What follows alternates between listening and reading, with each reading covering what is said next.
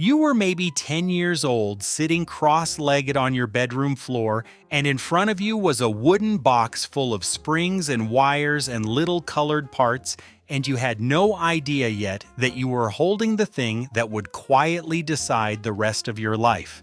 You bent one tiny spring open with your fingernail, you slid a wire in, you let it snap shut, and something inside you leaned forward because you knew, the way a boy knows, that you were about to make something happen that nobody had to do for you.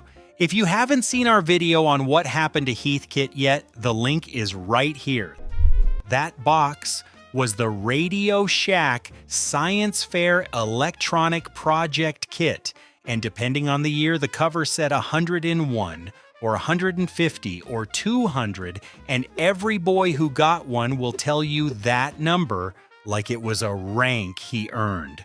You didn't ask for a bike that Christmas, you didn't ask for a glove. You circled that kit in the catalog and you left the catalog open on the kitchen table where your mother would see it, and you prayed, and on Christmas morning, when you tore the paper off and saw that lid, the sound you made wasn't even a word. It was just air leaving your body. It was joy with nowhere to go. And here is the thing nobody tells you about that kit.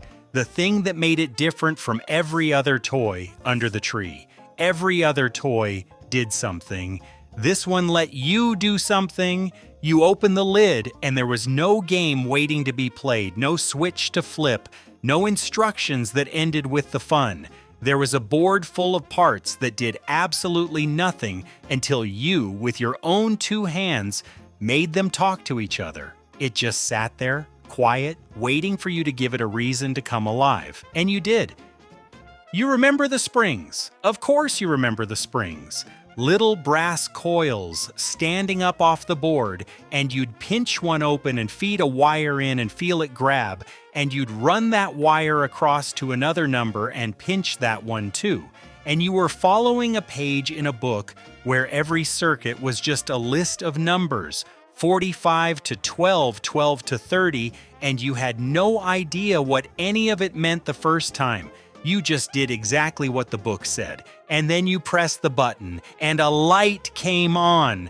A light that you turned on, not with a switch somebody else built, but with a path you made out of nothing, and in that 1 second, something happened in your chest that you have honestly spent the rest of your life chasing.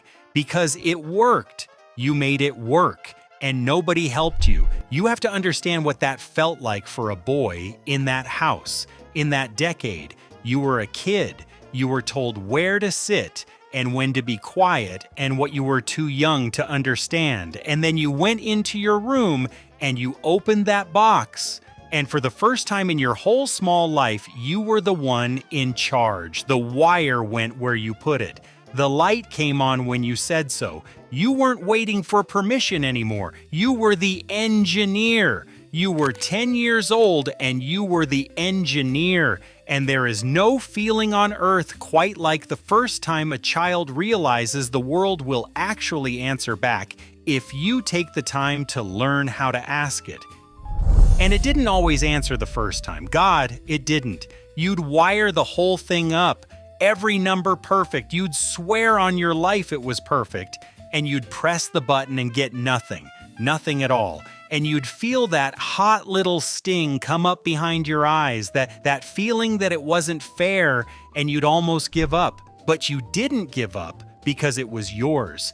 And so you went back over every spring and every wire, slower this time, and you found it, the one wire on the wrong number, and you moved it, and you held your breath, and you pressed the button, and the light came on. And you didn't run and tell anybody. You just sat there in your room alone, grinning at a little light like it was the sun coming up over the whole world. That was the night you learned that the hard thing and the good thing are almost always the same thing. You were far too young to say it out loud, but you never once forgot the feeling. And these were not fake parts. That is what people forget now. This was not a toy that pretended. Real resistors, real capacitors, a real transformer, A real little speaker you could press right up against your ear. The same kind of parts a grown man used to fix a television set were sitting there in your bedroom, scaled down and handed to a child, and the project book trusted you with all of it. One of the circuits you could build was a radio, an actual working radio. And the first time you got a voice to come crackling out of that little earphone, a voice from a station miles and miles away, pulled out of thin air by a thing you wired together on your own floor, you looked around your empty room like you had just gotten away with something enormous. You had pulled a human voice out of the sky. And you were 10 years old. Some of you went further than that, and you know exactly who you are. There was a circuit in that book that could give you a little jolt, a tiny snap of stored up charge, and of course you built that one, and of course you touched it on purpose, and of course you grinned through the sting and then went straight to go find your brother. There was a circuit that could send a sound out across a frequency. And one man tells this story better than anybody, how his parents sent him up to his room as a punishment one night, and he wasn't sorry at all because he sat down on his floor and built a little oscillator and tuned it until it hummed right through the television set his mother and father were trying to watch downstairs. They never did figure out where that buzzing came from. He never told them. That box turned a punishment into the best night of his whole week. That is not a toy. That is a quiet little superpower you kept in a wooden case under your bed. You showed it to your best friend too. You remember that. He came over after school and the two of you knelt down over that box together, two boys with their heads almost touching, and you showed him the radio you'd built like a man showing off something he'd grown in his own garden, and he wanted one so bad he could taste it.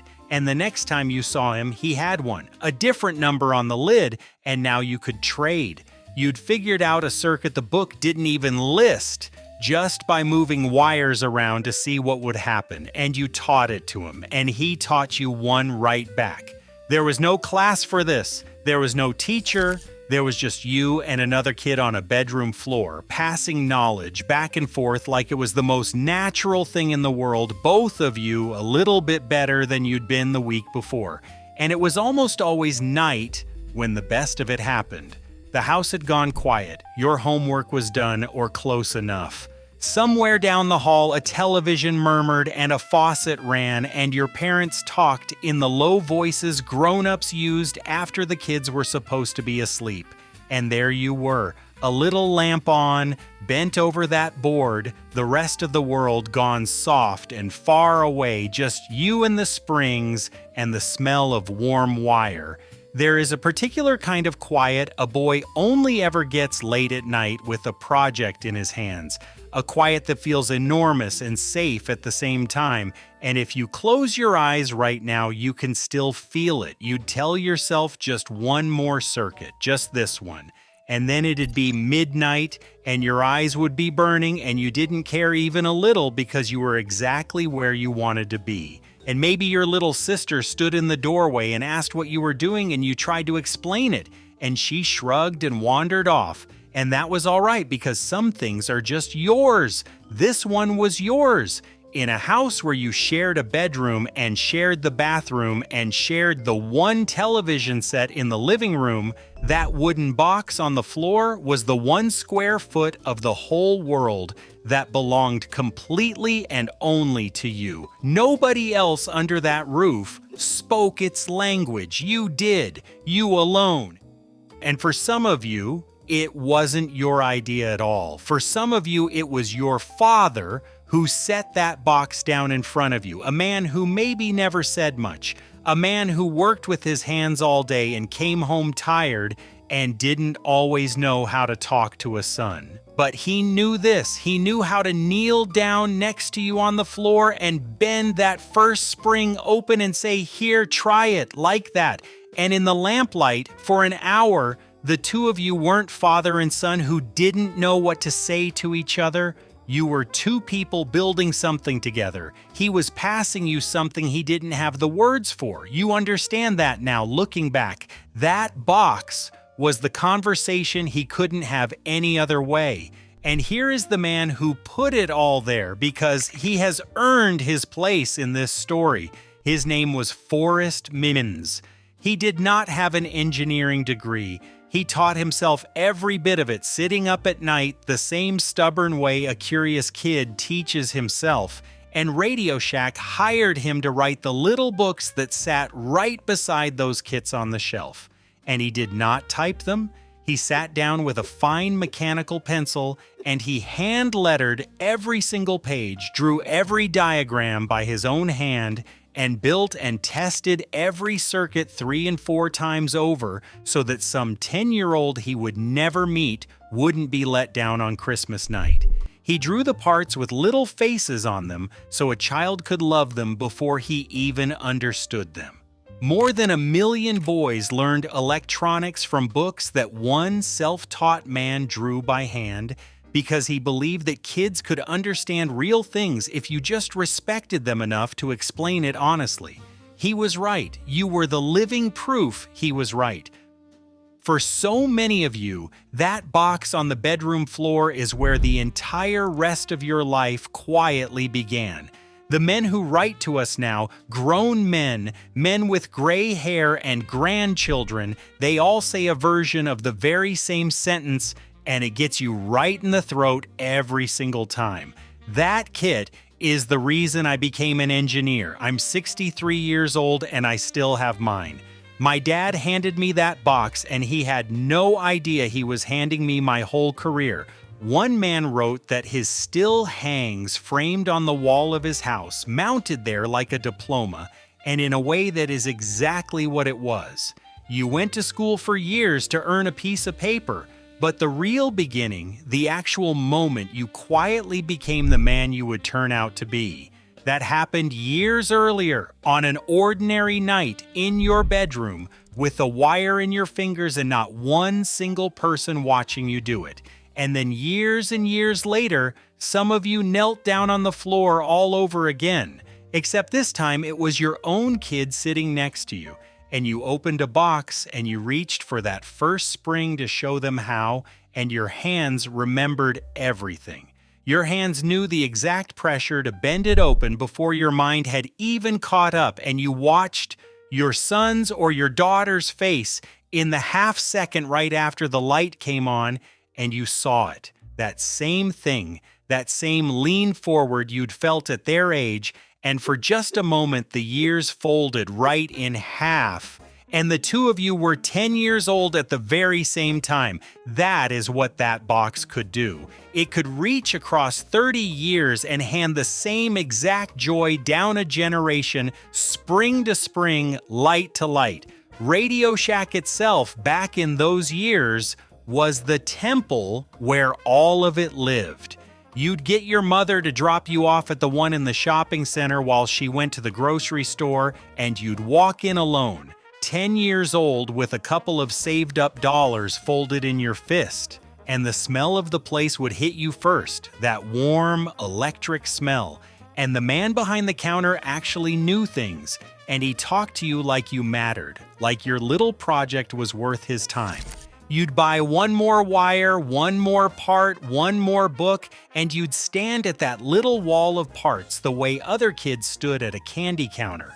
There was a RadioShack close enough to nearly every boy in the country. It was the place that said out loud in every town that a curious kid was worth selling real parts to. For a beautiful while, America actually believed that about its children. And then slowly, quietly, it stopped believing it. The kit did not die because boys stopped being curious. It died because the world decided that curiosity ought to be easier than that. The springs and the wires and the careful little failures got replaced with plastic blocks that snapped together and could only ever fit one way. Blocks that did the thinking for you and handed you a sound effect as your reward, and they called it progress. But you cannot fail at the new ones, and that, you understand now that you are older, was the entire point all along. The magic was never the light coming on at the end. The magic was the hour before it, the hour when it didn't work, and you stayed anyway and you did not quit. They took that hour away from kids, and they honestly believed they were being kind. And RadioShack, the place that once put a real parts counter within 5 minutes of almost every child in America, slowly turned its back on the very boys who had loved it the most. The wall of parts got smaller and smaller. The drawers in the back went dusty. The man who knew things got replaced by a man whose whole job was selling phone plans, and the kits got pushed to a back shelf, and then one year they simply weren't there anymore, and then the stores themselves weren't there either. Lights off, brown paper taped over the windows, and a whole generation of men drove slowly past the empty shell of the place that had made them who they were, and felt something they couldn't quite put a name to. But you did not lose the thing that actually mattered. That is the part I need you to hear tonight before you go. The store is gone, and the kit is gone from the shelves, but the boy who sat on that floor and made a light come on out of nothing, he is still in there. He is in every single problem you ever fixed because you flat out refused to walk away from it. He is in the way your hands still reach for the thing that's broken instead of throwing it out. He is the reason that when something stops working in your house, some quiet part of you doesn't get scared at all. It gets interested. That box never just taught you about circuits. It taught you that you were the kind of person who could figure it out on your own. And you have been exactly that kind of person your whole life. Because of one Christmas morning and one wooden lid and one small light that you and only you brought to life. They handed a 10-year-old boy a box of real electricity and a book one man drew by hand and one little brass spring, and they trusted him to become something, and he did. If you ever had one of those kits, tell me in the comments what was the very first circuit you ever got to work. And do you still remember the night the light finally came on?